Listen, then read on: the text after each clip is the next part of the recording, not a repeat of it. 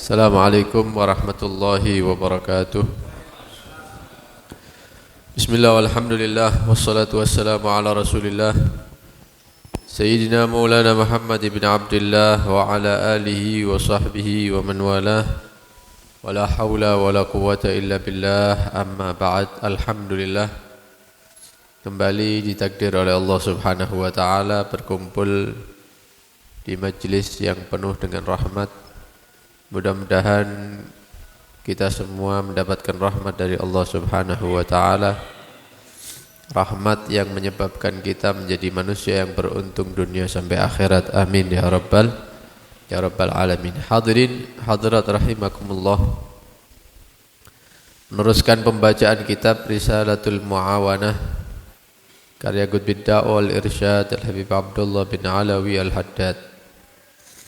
Setelah beliau membuka kitabnya dengan basmalah, dengan hamdalah, salah ala Nabi sallallahu alaihi wasallam, kemudian beliau mengatakan amma ba'du, maka berkata hamba yang fakir, yang tidak memiliki apa-apa, al-mu'tarif bil qusuri wat taqsir, yang dia mengakui banyak kekurangan, banyak kelalaian terhadap Allah subhanahu wa ta'ala, ar-raji afwa rabbihil qadir, yang selalu mengharap maaf dari Tuhannya Allah subhanahu wa ta'ala.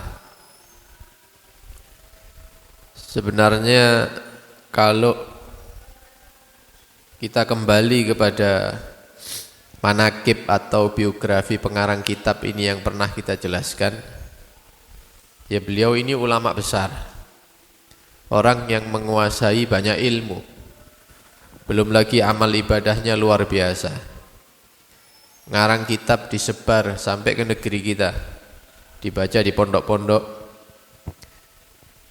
tapi beliau masih mengatakan saya ini hamba yang tidak memiliki apa-apa, serba kurang, yang mengakui banyak kekurangan dan banyak lalai terhadap Allah subhanahu wa ta'ala, yang harapannya adalah maaf dari Allah subhanahu wa ta'ala. Sebenarnya yang fakir ini kita ini, fakir ilmu, fakir amal soleh, fakir akhlak, fakir segalanya.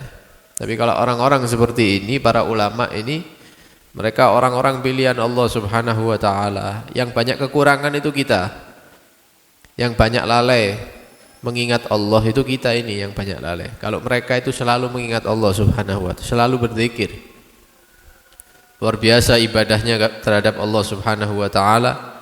Tapi begitulah para ulama kita ini, walaupun ilmunya luas, walaupun amalnya banyak, tapi mereka selalu merendah di hadapan Tuhannya Allah subhanahu wa ta'ala. Karena itu Allah subhanahu wa ta'ala berfirman di dalam surat Hud, innal ladzina amanu, sesungguhnya orang-orang yang beriman, wa amilus salihat, dan mereka beramal dengan amal yang soleh, wa akhbatu ila rabbihim, mereka masih merendah kepada Tuhannya Allah subhanahu wa ta'ala, tawadhu, tidak menyombongkan diri, ulaika ashabul jannah, mereka lah calon-calon penghuni surga, fil akhirah, nanti di hari akhir, hum fiha khalidun, ashabul jannah hum fiha khalidun, mereka akan kekal nanti di dalam surga Allah subhanahu wa ta'ala. Jadi semua para ulama-ulama kita itu semakin tinggi ilmunya, semakin banyak amalnya, mereka semakin merunduk ke bawah, semakin merendah kepada Allah subhanahu wa ta'ala. Termasuk ini yang pengarang kitab ini mengatakan, saya ini tidak punya apa-apa, saya banyak kurang, banyak lalai terhadap Allah, yang saya harapkan adalah maaf dari Tuhan Allah subhanahu wa ta'ala. Ya kita lebih butuh maaf dari Allah Subhanahu wa ta'ala ketimbang para ulama ini. Asy-Syarif Abdullah bin Alwi Al-Haddad, beliau adalah Abdullah putra daripada Alawi dari keluarga Al-Haddad Ba'alawi Al-Husaini, turunan daripada cucu Nabi Muhammad sallallahu alaihi wasallam Sayyidina Husain bin Ali bin Abi Thalib. Semoga Allah Subhanahu wa taala memaafkan saya, kata beliau ini ya. Minta doa. Kemudian kata beliau, hadhihi risalah bihaulillahi wa quwwatihi jami'ah. Ini kitab yang ringkas ini berkat bantuan Allah Subhanahu wa taala, insyaallah terkumpul banyak hal-hal yang penting di dalamnya. Wa wasiyatun bi fadlillahi wa rahmatihi nafi'ah. Dalam kitab yang ringkas ini terdapat wasiat-wasiat yang bermanfaat berkat daripada rahmat Allah Subhanahu wa taala. Saya menulis risalah ini karena dalam rangka mematuhi perintah Allah Subhanahu wa taala di dalam Al-Qur'an dan mematuhi perintah Rasulullah sallallahu alaihi wasallam di dalam hadis. Dan juga saya mendengar, kata beliau, ada janji-janji dari Allah Subhanahu wa taala yang diberikan kepada orang yang selalu ngajak-ngajak kepada kebaikan. Ada janji-janji Allah untuk orang-orang yang senang menyebarkan ilmu. Nah, saya kepingin dapat itu, kata beliau ini. Saya kepingin mendapatkan janji-janji kebaikan dari Allah Subhanahu wa taala. Makanya saya karang kitab ini. Saya ajak manusia untuk melakukan kebaikan dan saya berniat untuk menyebarkan ilmu. Apa perintah Allah dalam Al-Qur'an? Allah Subhanahu wa taala berfirman, wal takum minkum, hendaknya ada di antara kalian ummatun, sekelompok orang, yad'una ilal khairi, yang mereka itu selalu mengajak-ngajak kepada kebaikan, wa ya'muruna bil ma'rufi, memerintahkan kepada yang ma'ruf, wa yanhauna 'anil munkar, mencegah, melarang daripada perkara-perkara yang mungkar, yang tidak baik. Wa ulaika humul muflihun, orang yang seperti ini adalah orang-orang yang menang, orang-orang yang beruntung. Kalau mau menjadi orang yang beruntung, ya ini tadi itu. Ngajak orang berbuat baik, memerintahkan yang ma'ruf, mencegah yang mungkar. Jangan mengajak yang ma'ruf saja tapi ada kemungkaran kita diam. Apalagi di desa kita. Kalau ada hal-hal yang mungkar, ya kita harus bersuara gitu. Jangan sampai daerah kita menjadi daerah yang dimurkai oleh Allah Subhanahu wa taala. Wa qala ta'ala, dan Allah Subhanahu wa taala berfirman, ud'u ila sabili rabbika, ajaklah manusia, ila sabili rabbik, menuju jalan keridhaan Allah Subhanahu wa taala, tapi ngajaknya jangan bentak-bentak, tapi bil hikmah, dengan ucapan-ucapan yang penuh dengan hikmah, wal mau'izatil hasanah, dan ucapan-ucapan yang bagus, yang baik. Jangan merintahkan orang sholat jamaah sambil ditendang-tendang orangnya, tapi diceritai tentang fadilah sholat jamaah, bagaimana sahabat-sahabat Nabi itu menjaga sholat jamaah, begitu, dengan hikmah dan mau'izatil hasanah, ucapan-ucapan yang baik. Wa qala ta'ala, dan Allah Subhanahu wa taala berfirman, wa idz akhadallahu mitsaqal ladzina utul kitaba latubayyinannahu linnas wa la taktumuna. Dan ketika Allah Subhanahu wa taala mengambil janji-janji daripada orang-orang yang diberikan kepada mereka Alkitab, kitab-kitab suci, baik itu kitab Injil ataupun kitab Taurat sudah diterima oleh manusia, maka Allah mengambil janji, yaitu janjinya untuk mereka menjelaskan isi kitab itu kepada manusia. Jadi misi Allah Subhanahu wa taala menurunkan kitab suci ke atas bumi ini supaya disebarluaskan memang. Wala taktumunah, dan jangan sampai kitab Allah itu, kitab suci itu ditutup-tutupi. Sampaikan semua yang jelas, jangan dipotong-potong. Dan di sini Allah Subhanahu wa taala memang memerintahkan kepada hambanya untuk menyampaikan isi kitab suci memang. Nah, para ulama ini mengarang kitab-kitab yang ada ini yaitu dengan misi yang sama, menyampaikan agama Allah, menyampaikan hukum-hukum syariat Allah. Ya ini karena perintah tadi itu. Diturunkan kitab suci tujuannya untuk disampaikan kepada manusia, dan jangan sampai kitab suci tadi itu ditutupi.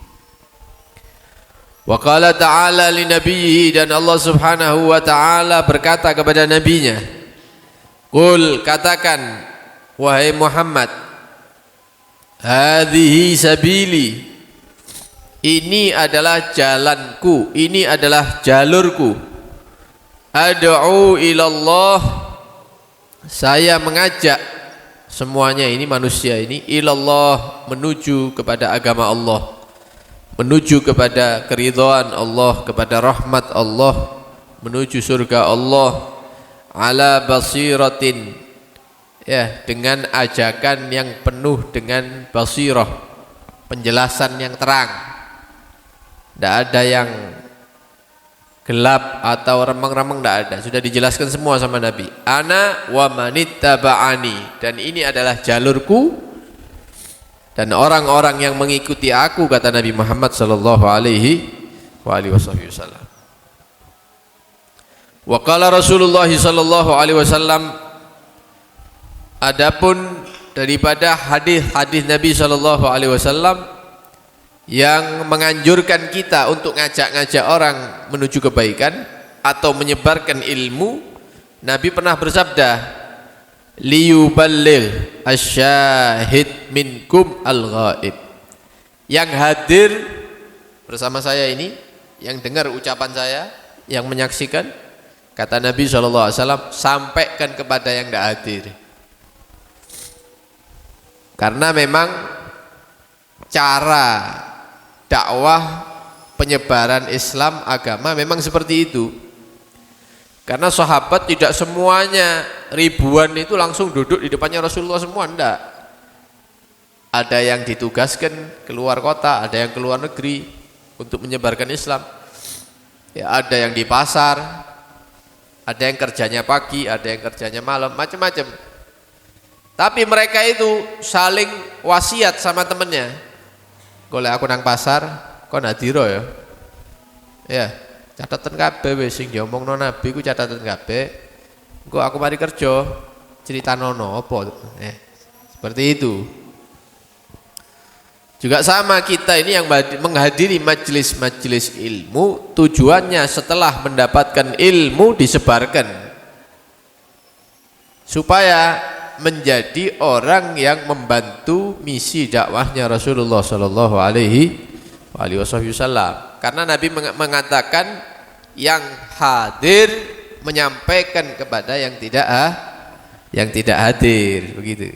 Ya minimal bojone diceritani, minimal anak-anaknya yang sudah paham kalau diajak omong diceritani, begitu ya. Tadi di pengajian itu begini, walaupun 5 menit misalnya. Ini sesuai dengan yang diajarkan oleh Nabi Muhammad SAW. Ya duduk hadir majelis, mari ngono metu teko pagere masjid wis ilang, wis lali wis ya. Apa mang ya ceramahe mang apa dak? Ya mau nyampaikan seperti apa? Nah, karena itu sebagian orang saking takutnya lupa dengan ilmu tersebut, mereka itu membawa pena. Dahulu itu bawa pena, bawa kertas. Ya biyen soro, kayak tinta, dicelup, tulis, ngecelup maneh, tulis maneh. Tapi bawa mereka ini. Ya di zaman kita ini kari tuku tok, cetek, ya metu, tulis. Maneh itu taruh lagi, gampang. Lek ndak iso nggawe HP. Ini kan ono catatan itu ya. Diketik di HP. Oh ada cerita ini, oh ada penjelasan ini misalnya. Nah, nanti disampaikan di rumahnya kepada keluarga. Tapi kalau kita perhatikan, semakin zaman ini semakin dimudahkan dengan teknologi, wong kita tambah males. Wong biyen soro, ndolek ilmu itu soro, tapi giat-giat. Sekarang ono sepeda motor, ya ada listrik, ada mikrofon, ono pulpen, buku gampang. Lah zamane antum-antum ini kan dulu kan pakai apa jenenge sabak iku ya. Sampai putul sabake.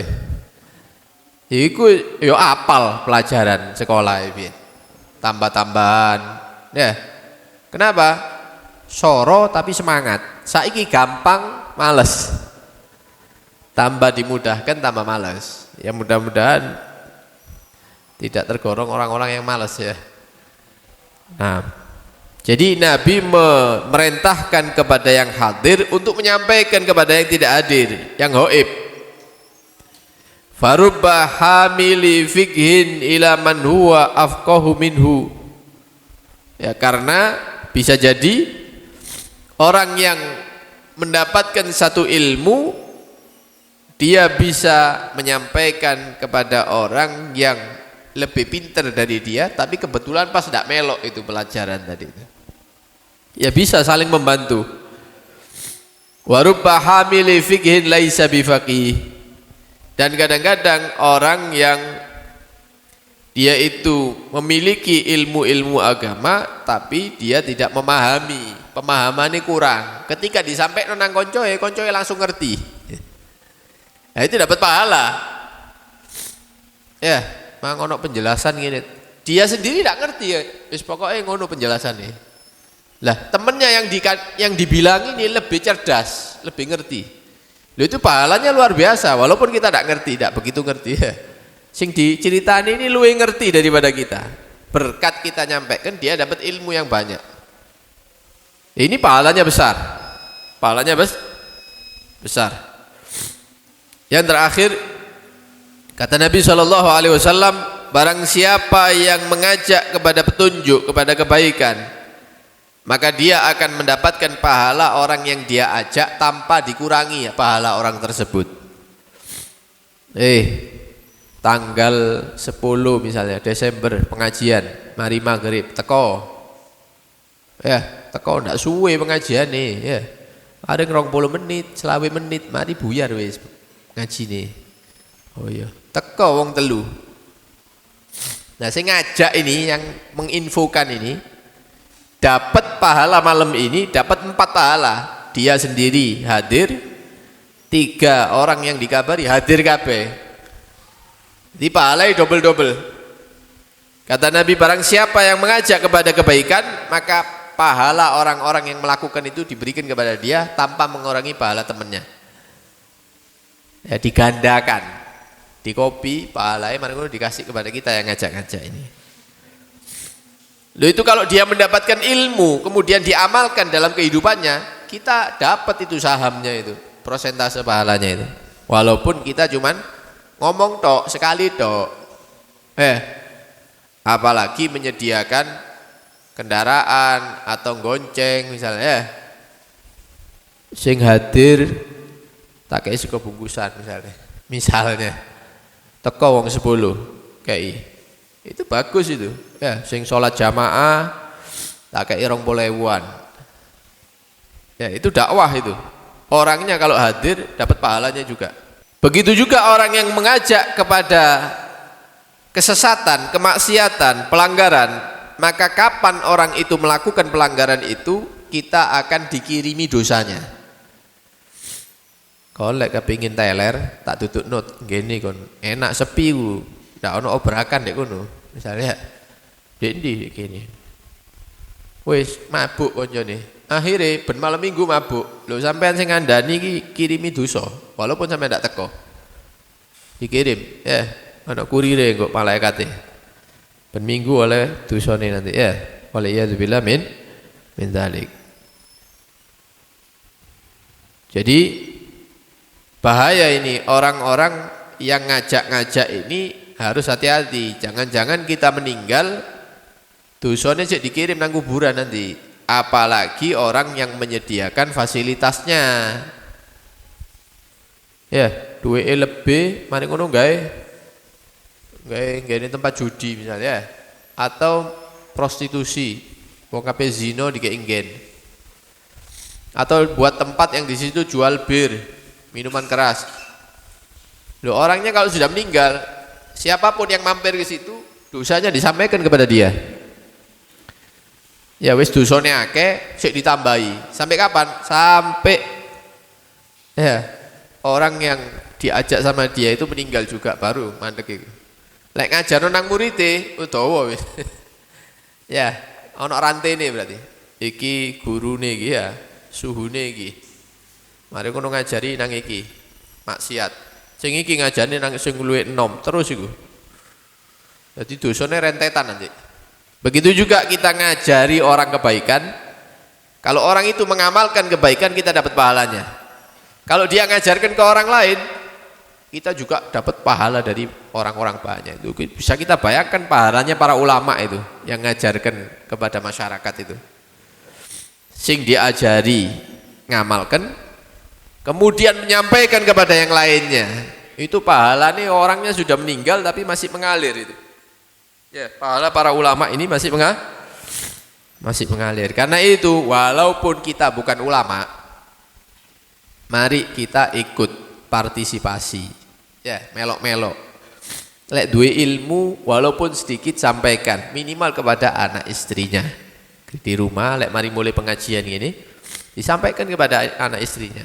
Ya, supaya pahala-pahala itu mengalir kepada kita termasuk orang-orang yang menjalankan perintah Allah Subhanahu wa taala, ngajak-ngajak kepada kebaikan, menyebarkan ilmu dan menjalankan perintahnya Nabi Muhammad sallallahu alaihi wasallam, yaitu ngajak kepada kebaikan dan menyebarkan ilmu. Kita mohon kepada Allah Subhanahu wa taala, mudah-mudahan kita termasuk orang-orang yang bisa mendengarkan kebaikan-kebaikan dan bisa mengamalkannya. Mudah-mudahan termasuk orang-orang yang bisa mendengarkan kebaikan dan bisa menyampaikan kepada orang lain. Mudah-mudahan ditakdir menjadi orang-orang yang masyarakat itu menjadi baik berkat kita ini semua. Ya, bisa bergabung menjadi baik berkat kita, dan mudah-mudahan kita mendapatkan ridha Allah, ridha Nabi Muhammad SAW, dan mudah-mudahan kelak mendapatkan syafaat Nabi Muhammad SAW. Amin ya rabbal alamin. Wa sallallahu ala sayyidina Muhammad wa alihi wa sahbihi wasallam. Walhamdulillahi rabbil alamin. Wassalamualaikum warahmatullahi wabarakatuh.